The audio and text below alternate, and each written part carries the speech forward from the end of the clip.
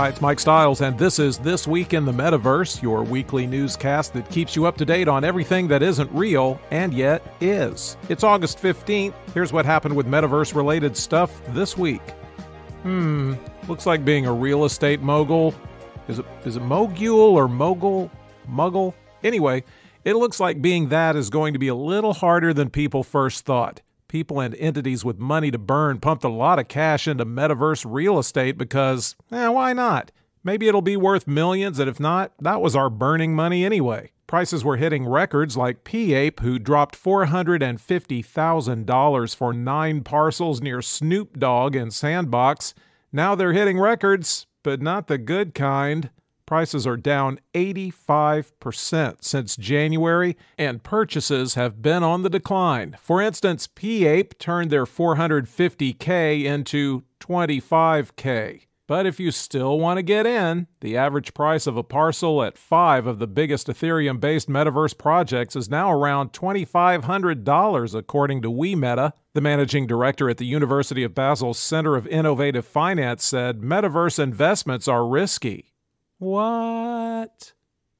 If you've been part of the layoffs at tech companies, that sucks. But hey, at least you weren't fired for the quality of your work. You were just randomly victimized, so that should make you feel better.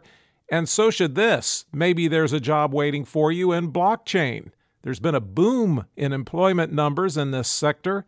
The number of people working in it increased 76% annually as of June 2022. What kind of people? Well, they got a lot of different skills. A lot of them, 20%, are finance talent, 16% are in engineering, then most of the rest are in biz dev, IT, and sales. Which countries have the most available blockchain talent? Turns out it's North Korea. No, that's not true. It's actually the United States, India, and China. And rumor has it if a blockchain company hires you, they'll be able to pay you, because worldwide expenditure on blockchain solutions is expected to hit $11.7 billion this year.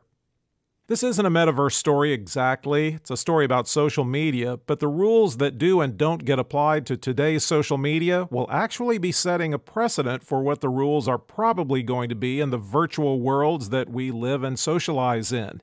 In California, they were thinking about letting parents sue if their kids get sucked in by super addictive social media features. Well, the California legislature just said, nah, we aren't going to allow that.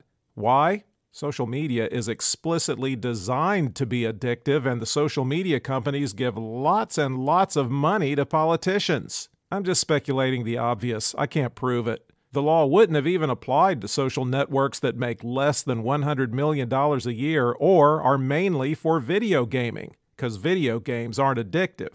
Opponents said age verification on the platforms would be a burden on adult users, but 9-factor authentication isn't. Anyway, it looks like the metaverse will probably be safe getting users addicted to it. For some people, the metaverse is going to be a religious experience. No, seriously, they'll have religious experiences there. Already, faith-based VR spaces have arisen, letting users make pilgrimages to and explore holy or sacred sites. I thought when you made a pilgrimage, you had to wear buckled shoes, but turns out that's not true. Not only can you go to these holy locations, you can experience rituals and worship in them. For instance, Be Social created some of Islam's most sacred sites, including Mecca. And to reach as many people as possible, you can even get to it through Google Cardboard and your smartphone.